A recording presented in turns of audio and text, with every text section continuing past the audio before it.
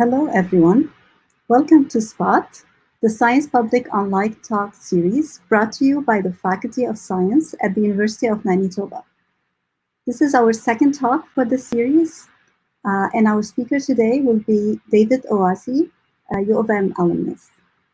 My name is Samar Safihar from the Faculty of Science, and I'll be moderating the session today.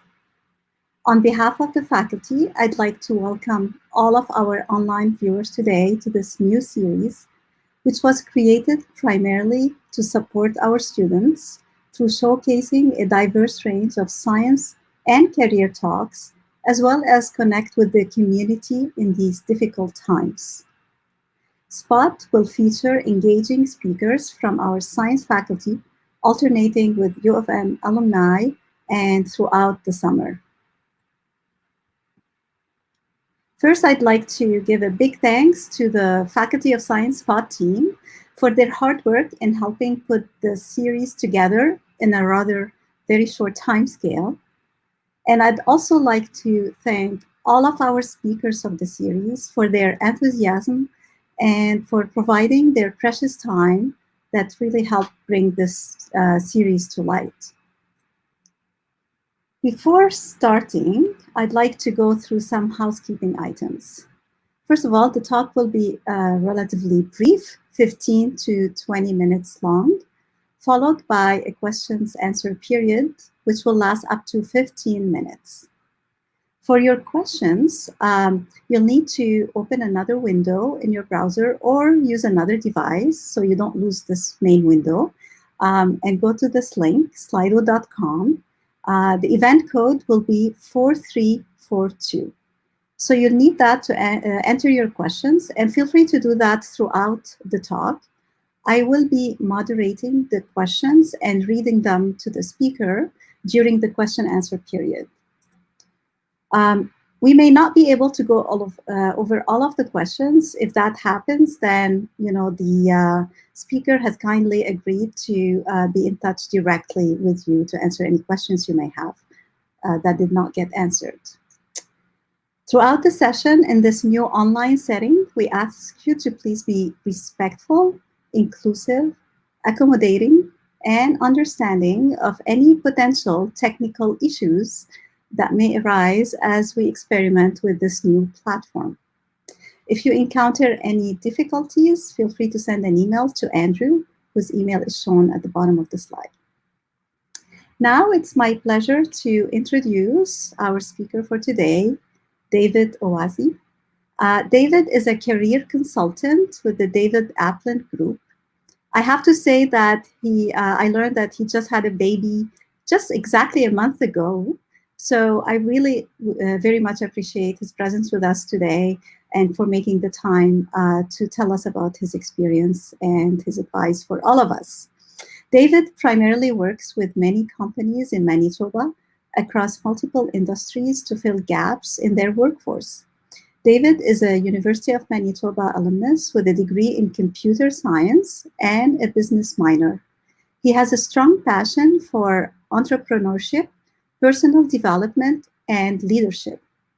David started his first business as a 19-year-old in his second year of university studies.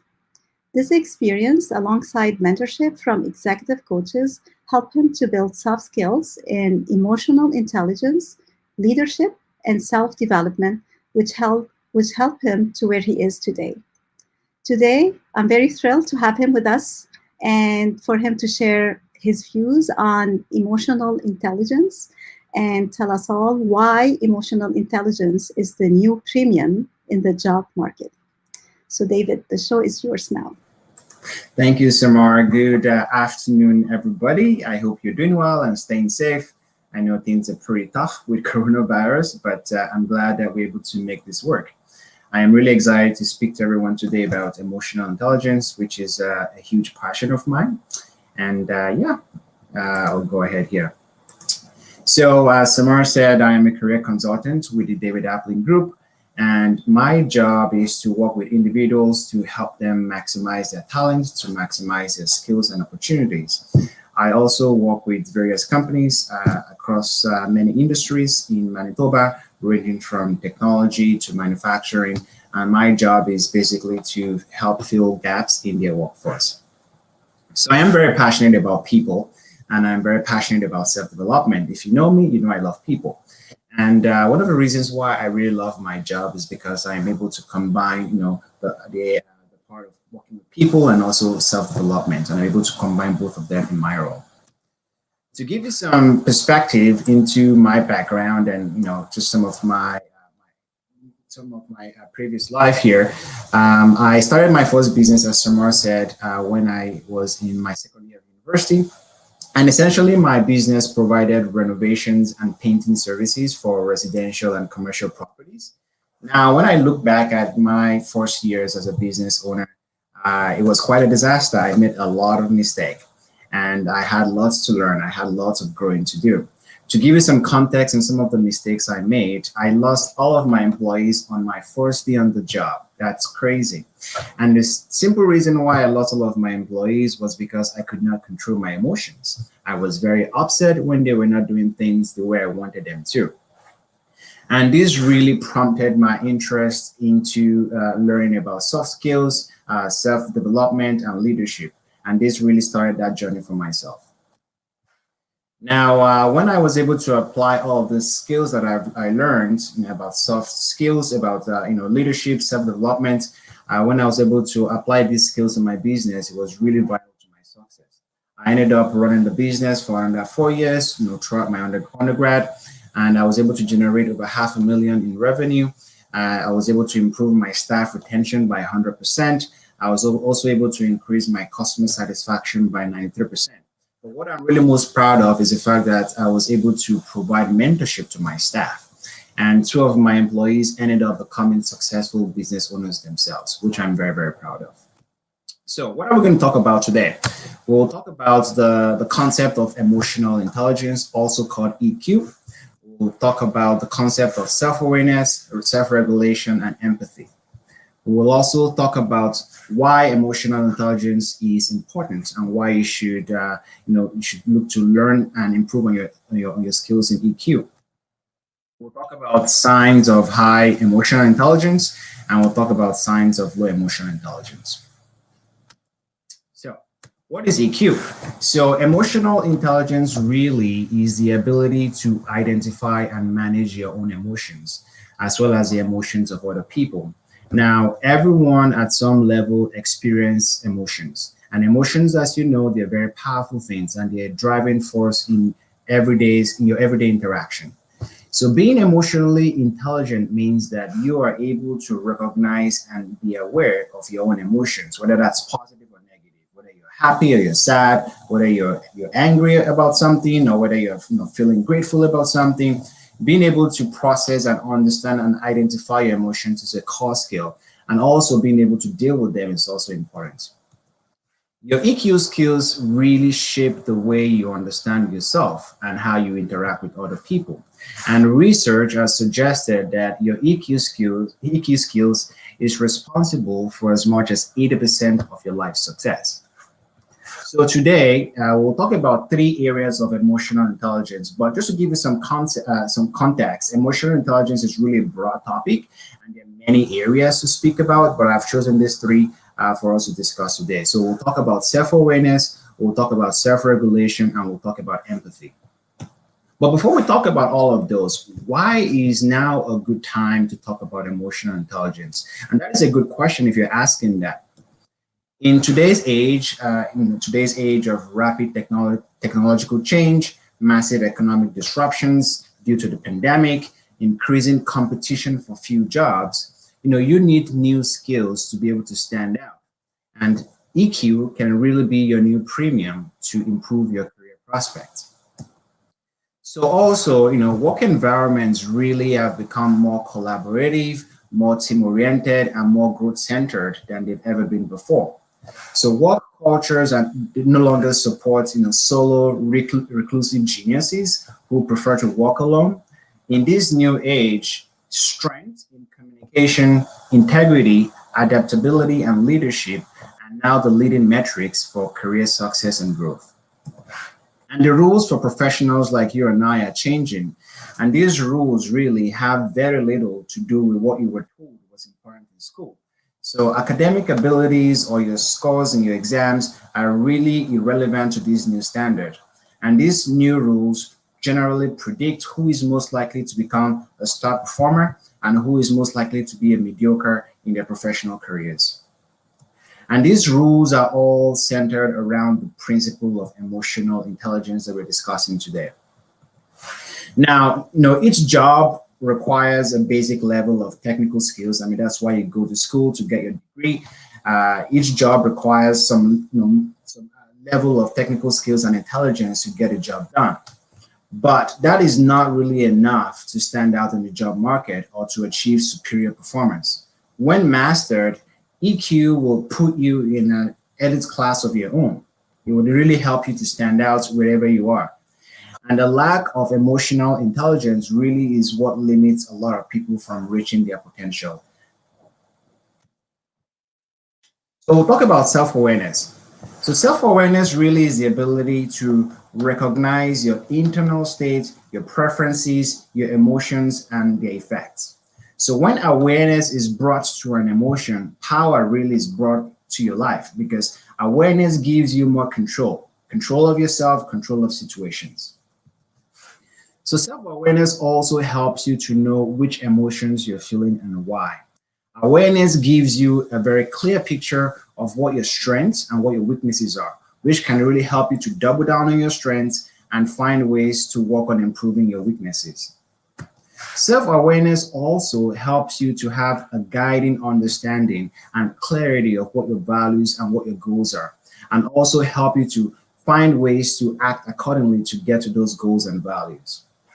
So let's talk about an example of what self-awareness looks like. So someone who is self-aware, they examine themselves honestly to get to the root of whatever problems they're trying to solve or whatever problems they're facing. So for example, maybe people don't like to talk to you. A person who isn't self-aware will just get frustrated about that, or sometimes they will just accept it, or they might just be completely oblivious and not even notice that the people that are annoyed by them. Someone who is self-aware, someone who is self-aware would examine their reality and they'll probably admit that maybe they ramble too much, or maybe they don't listen enough, or maybe when they're speaking to people, they're not as engaged as they can be, or maybe they're just not present in conversation. And when you're able to identify those things by being aware of who you are and what your challenge is, you're able to find ways to solve that and grow. So how can you improve your self-awareness? So keeping a journal really is a very, very good strategy to improving your self-awareness. So if you spend each hour every day, if you spend an hour every week writing down your thoughts, your feelings, and your frustrations, you're going to really start to exercise your self-awareness muscles. So so journaling really helps you to recall your goals and your progress as well. And journaling also helps you to self-reflect, which really helps you to be self-aware. Another strategy to improving your skills in self-awareness is to slow down. So when you experience emotions, particularly strong ones like anger or resentment, slowing down to examine why really is a game changer. So remember that no matter what situation you find yourself in, whether it's in your control or if it's outside your control, you can always choose how you react to it, and that is always in your control. Let's talk about self-regulation. So self-regulation really is the ability to manage and control your internal state, your emotions, and your actions in the pursuit of long-term goals. So to put it in short form, self-regulation is thinking before you act. So it's taking a pause between a feeling and an action and acting only when you're sure that you're not being impulsive. So self-regulation helps you to display self-control, to take responsibility, and it helps you to stay flexible in handling change or dealing with new ideas. So let's talk about an example of self-regulation. So you might discover that you tend to snap at colleagues when you feel like your workload is out of control. Maybe because you have back-to-back meetings, or whatever the situation is, you feel like if you're very busy, you tend to snap at people.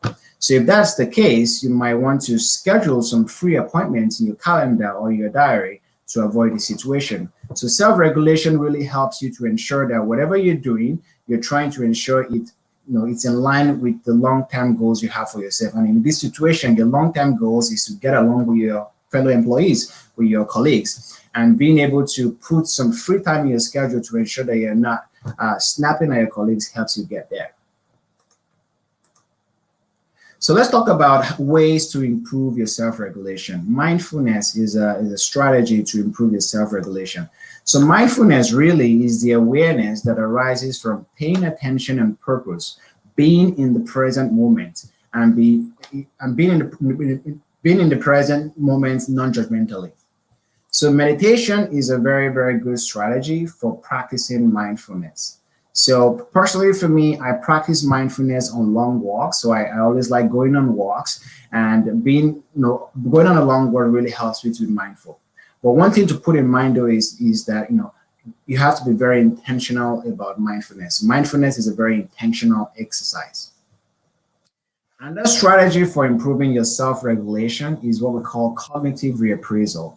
So cognitive reappraisal is a strategy to improve self-regulation, and this involves changing your thought patterns and staying open to other possibilities about the situation.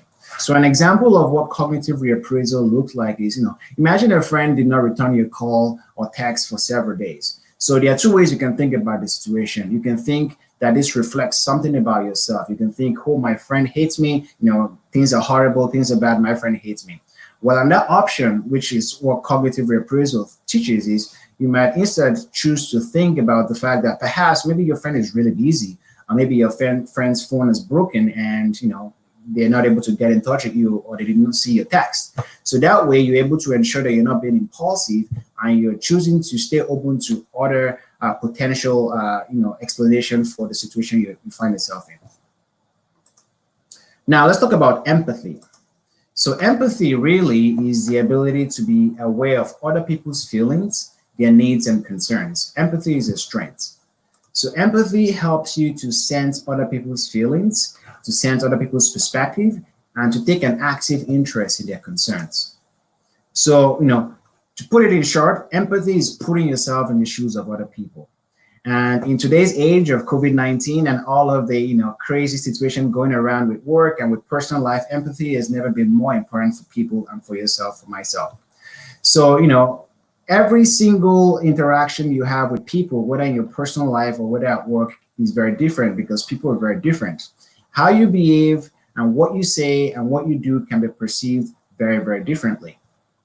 Being aware of how your actions impact other people can really allow you to make the right adjustments to different groups of people depending on the situation.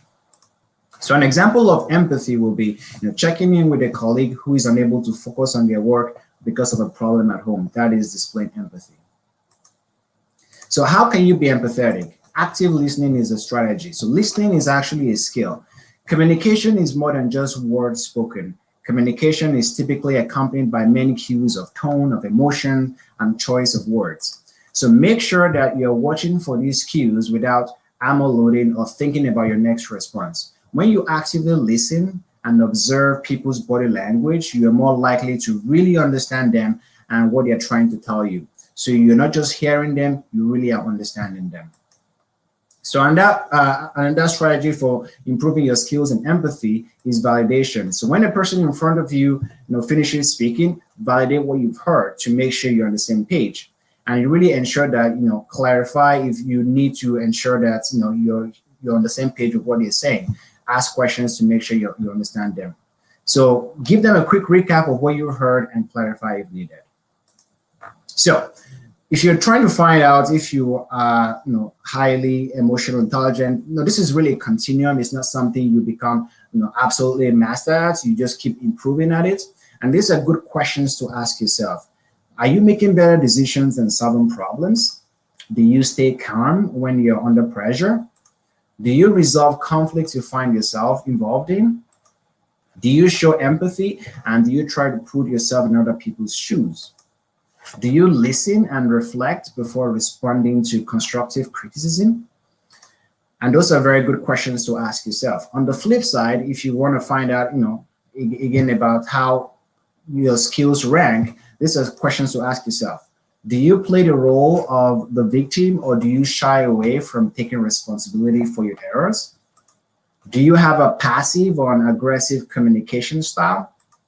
Do you struggle, or do you refuse to work as a team? Are you overly critical of other people, or do you struggle to stay open to other people's opinion? So again, these are questions to ask yourself as you gauge where your skills lie on the emotional intelligence continuum. So in summary, we've spoken about self-awareness, which is essentially recognizing your emotions. We talked about strategies involved journaling, slowing down to become better, to improve your skills of self-awareness. We've also spoken about self-regulation, which is controlling your emotions. We spoke about mindfulness and cognitive reappraisal to improve those skills.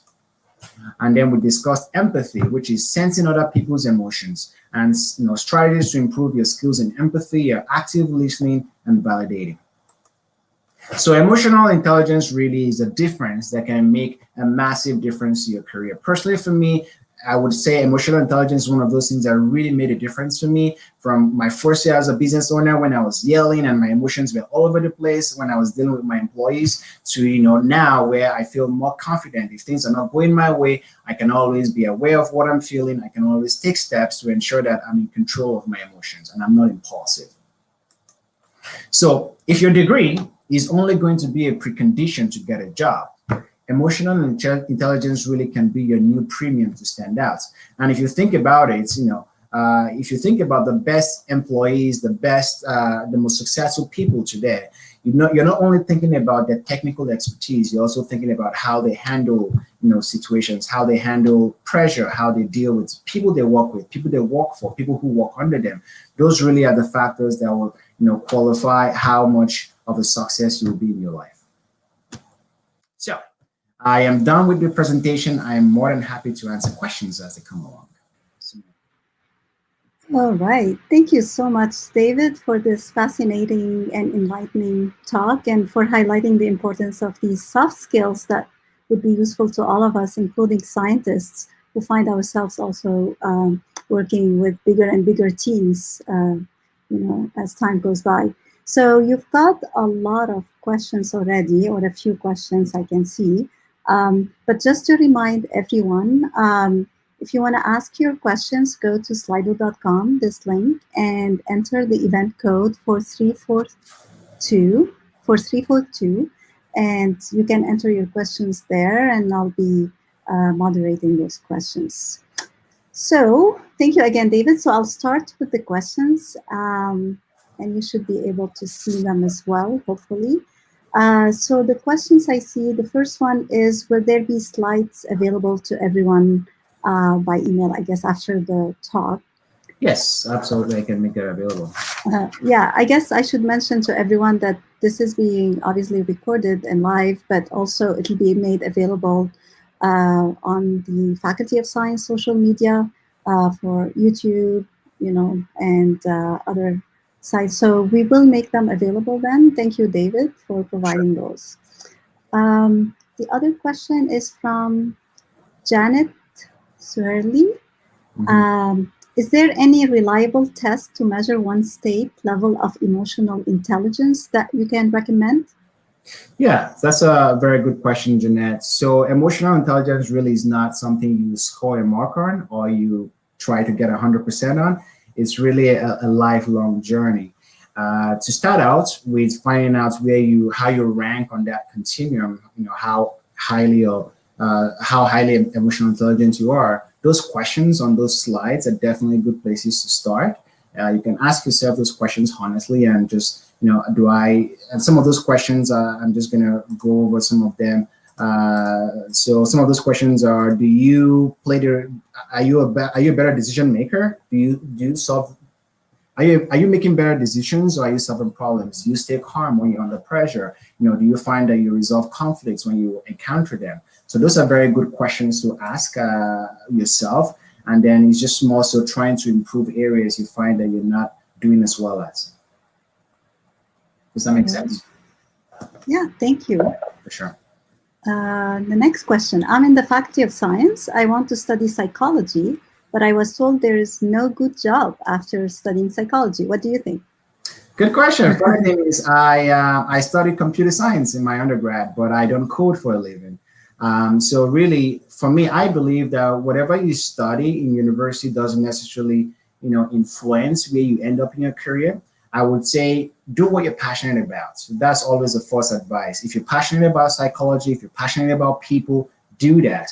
And once you are doing things you're passionate about, opportunities will always find their ways for you. Just make sure that whatever you study or whatever your degree is in is something that you actually find passionate.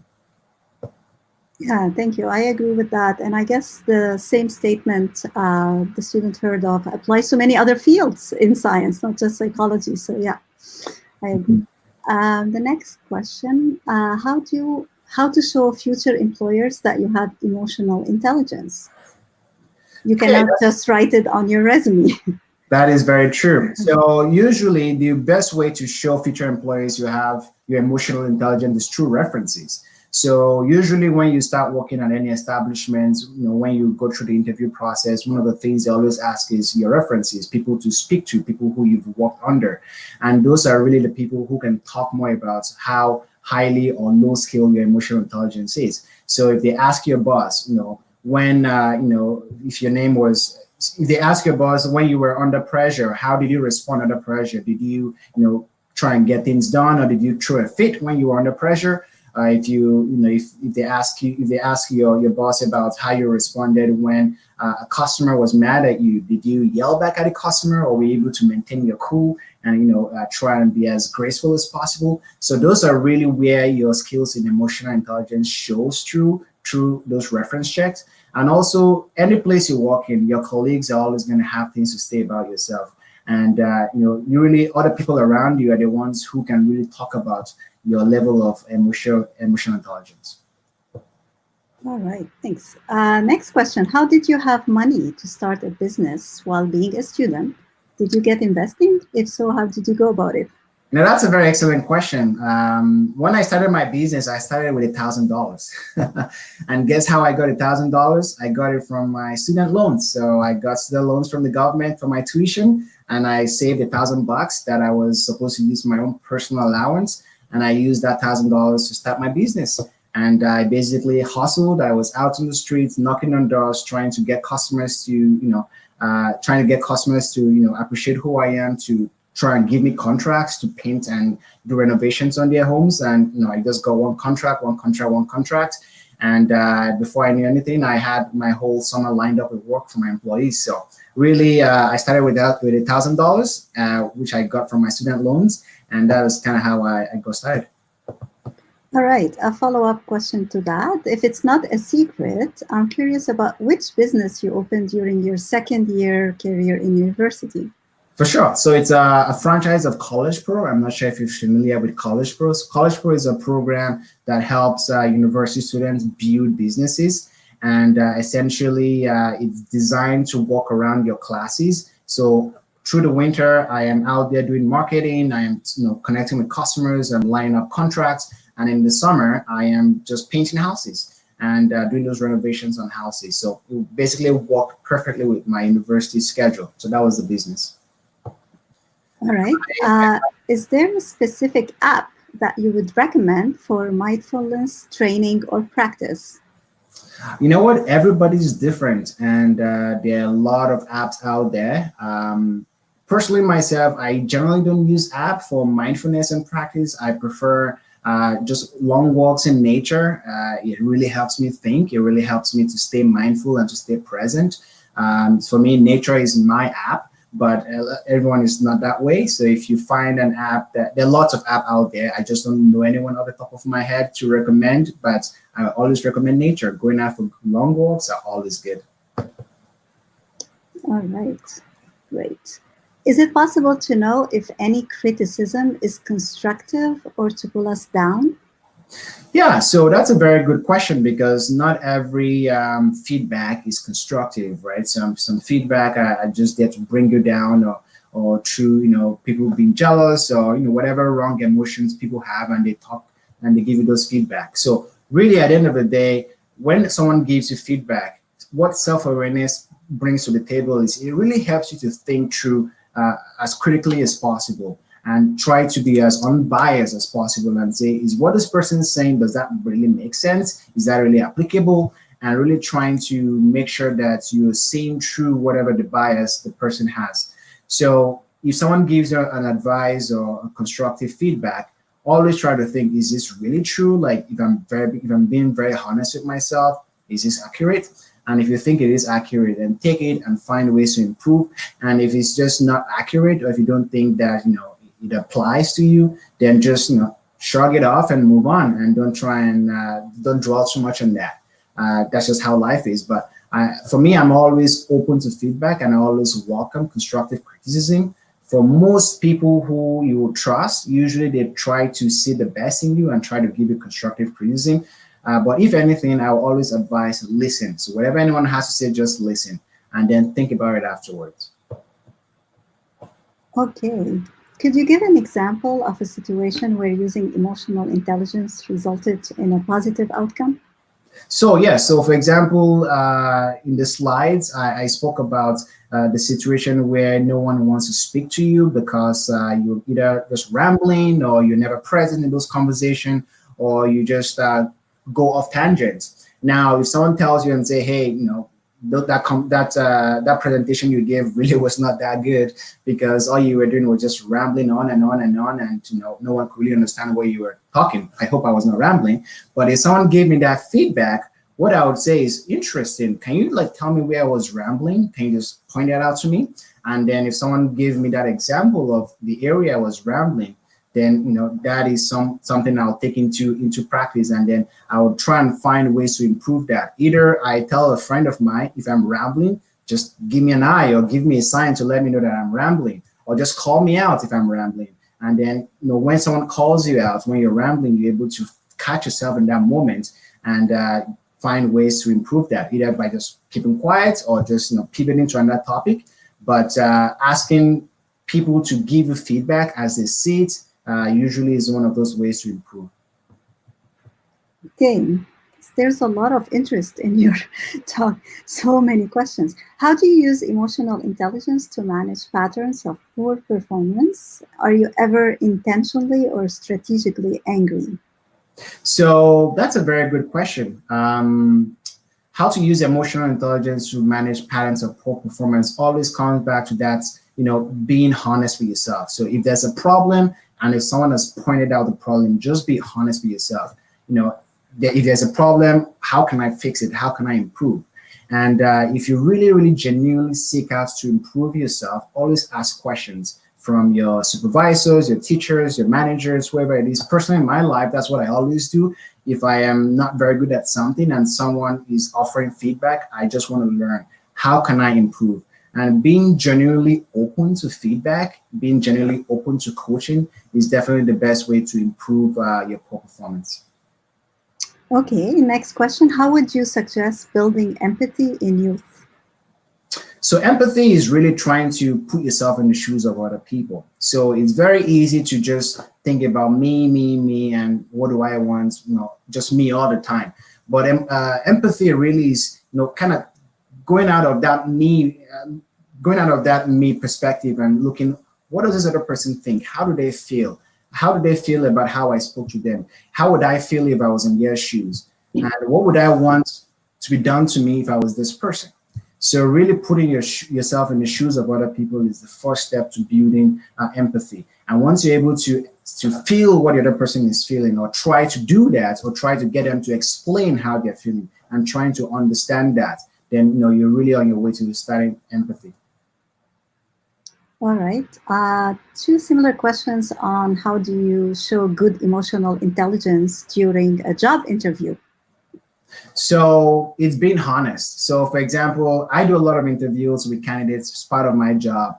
If you ask someone, for example, what's your biggest weakness? And they say, oh, I worked too hard, or they give you some cheesy answer like that, then you really know that this person is not as honest with themselves as it could be.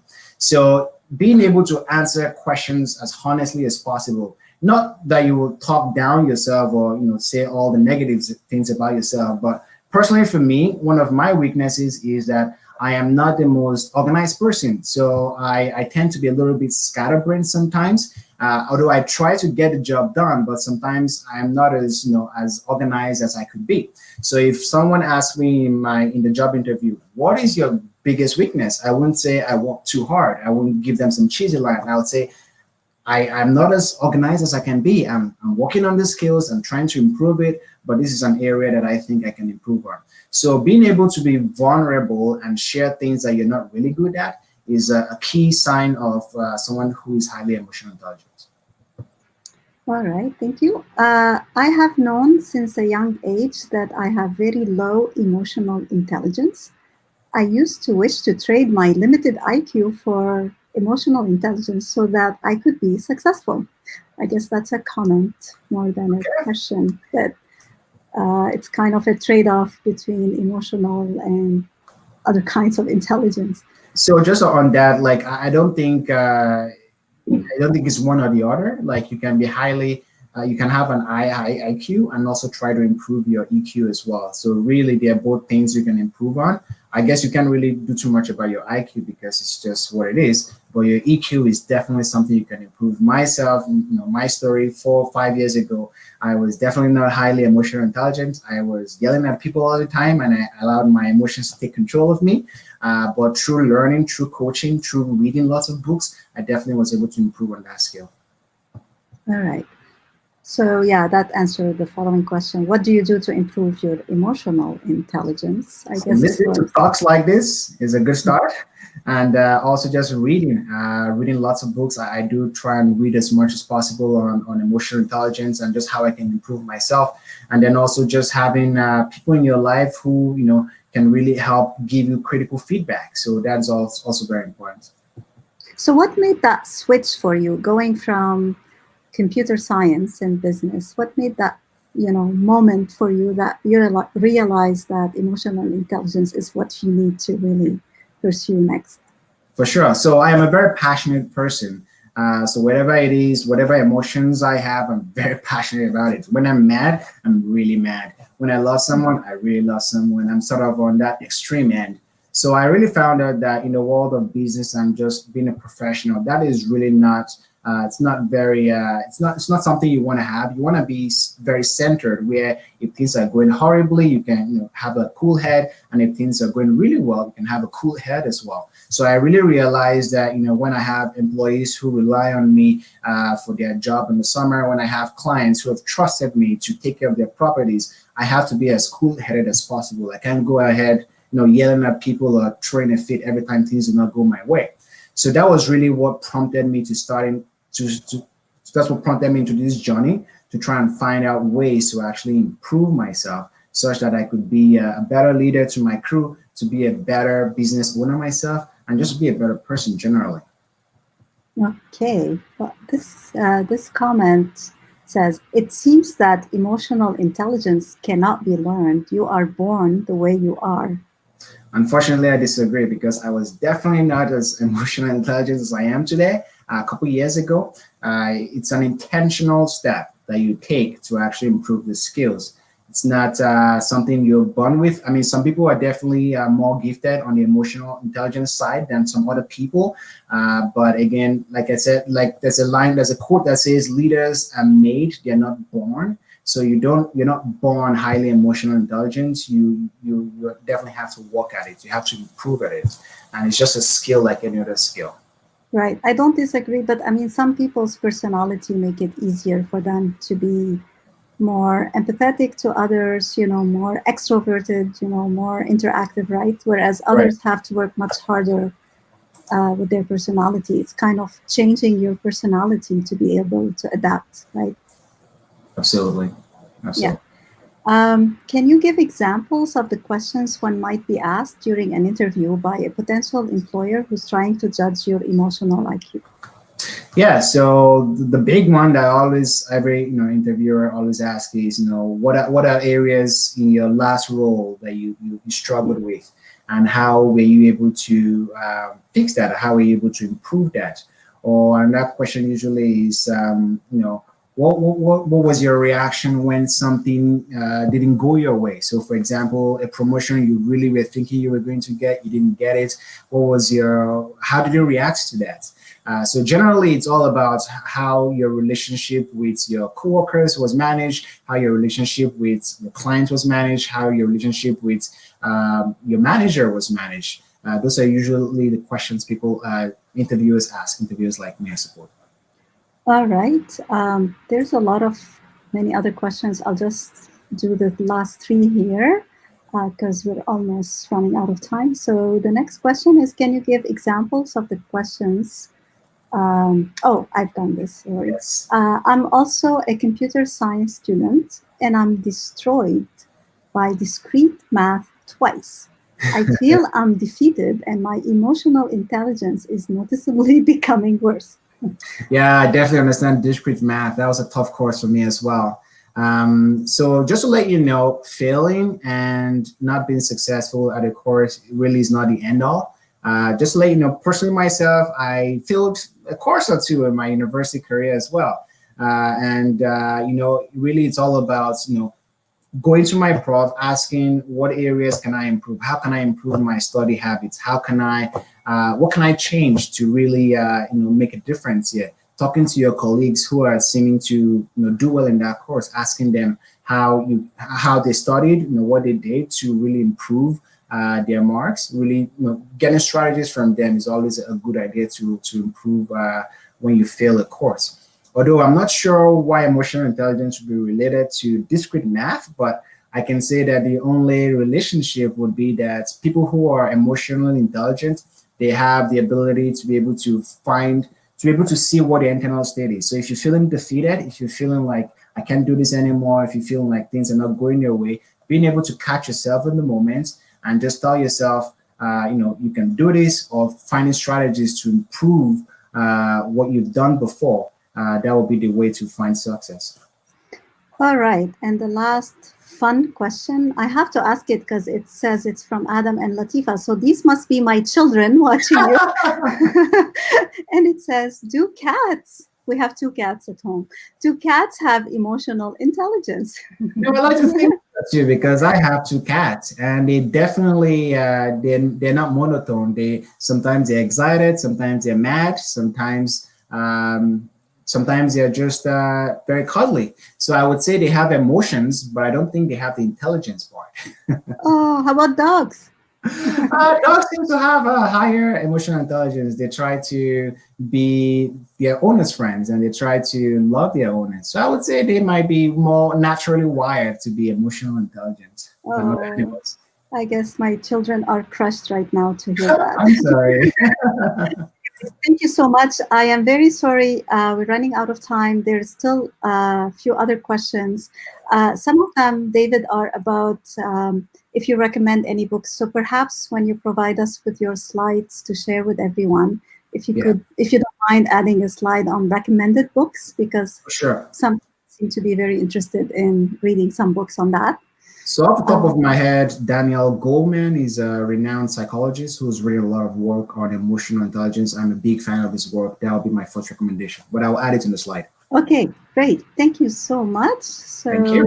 Thank you everyone for your very active participation. And thank you so much, David, for your insightful talk and your patience with all these questions.